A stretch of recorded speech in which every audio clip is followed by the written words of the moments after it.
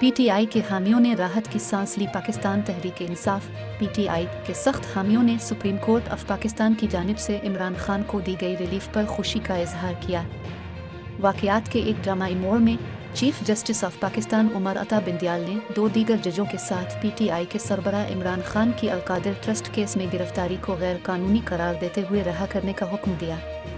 PTI के official Twitter account में कहा गया है कि पाकिस्तानी कौम सुप्रीम कोर्ट के इस फैसले का खैर मकदम करती है जिसने चेयरमैन इमरान खान की गिरफ्तारी कालादम करार दी थी।